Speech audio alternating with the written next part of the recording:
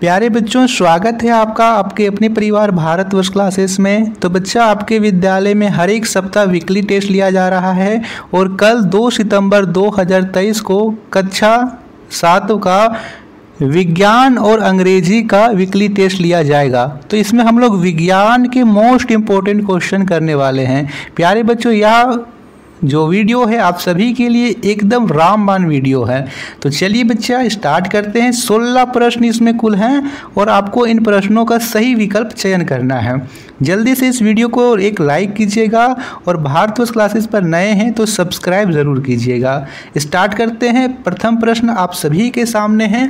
प्रश्न कहता है, निम्न में से कौन सा रेशा पौधों से प्राप्त किए जाते हैं? रेशम, ऊन, कपास या इनमें से कोई नहीं? तो बच्चा, जो रेशा पौधों से प्राप्त होता है, यहाँ पे बात करें ऊन की तो यह भेड़ से प्राप्त होता है।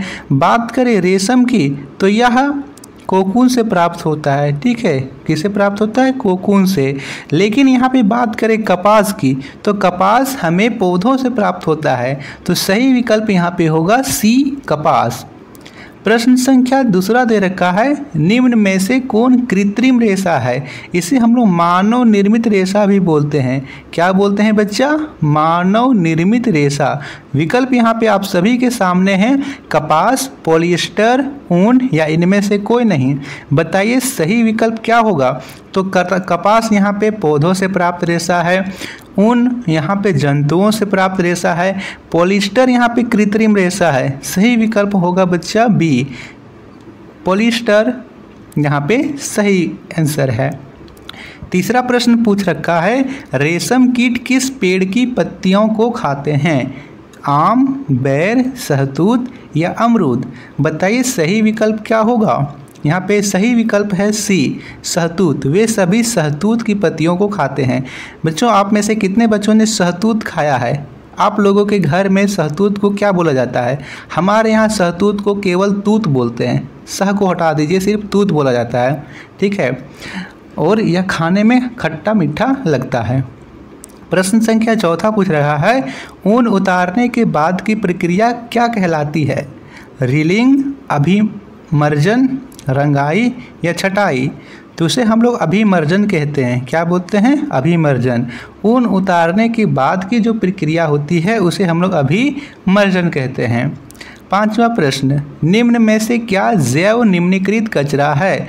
फलों के छिलके, पॉलीथीन की थैलियाँ, मलमूत्र या इनमें से कोई नहीं? इसके दो विकल्प सही हैं। फलों के छिलके और मलमूत्र, ये दोनों जो हैं वो जैव निम्नीकृत कचरा है, यानी जो सूक्ष्म जीवों के द्वारा यहाँ पे नष्ट किए जा सकते हैं। लेकिन जो पॉलीथीन की थैलियाँ हैं वो जैव निम्नीकृत कचरा नहीं है, वह जल्दी से नष्ट नहीं हो जाएगा।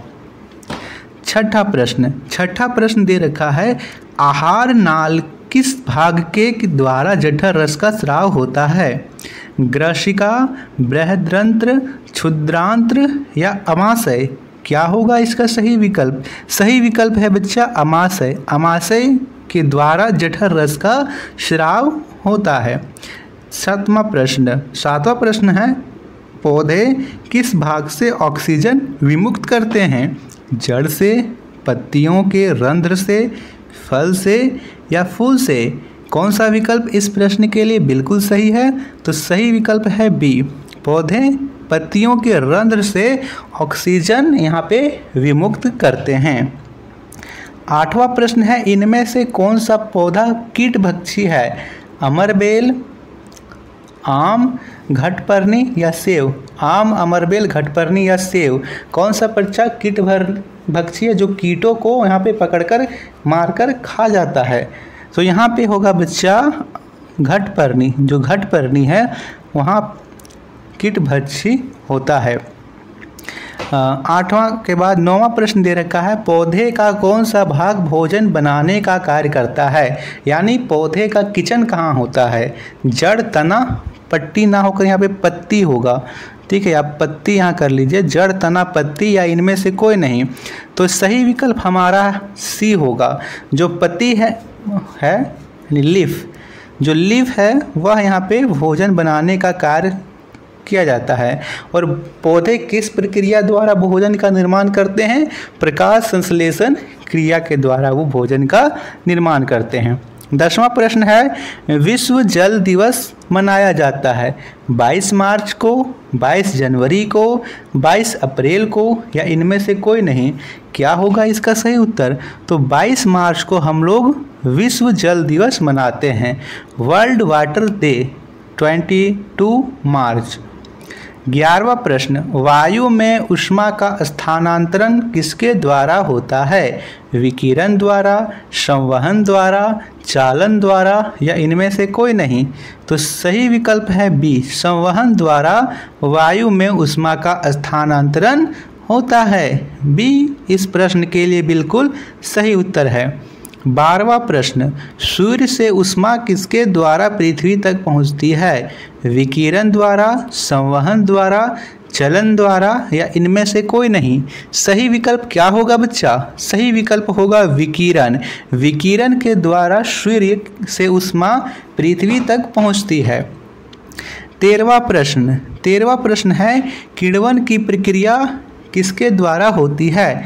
तो बच्चा किण्वन की प्रक्रिया सूक्ष्म जीवों के द्वारा होती है, माइक्रो ऑर्गेनिज्म के द्वारा होती है और इसकी खोज लुई पाश्चर ने की थी।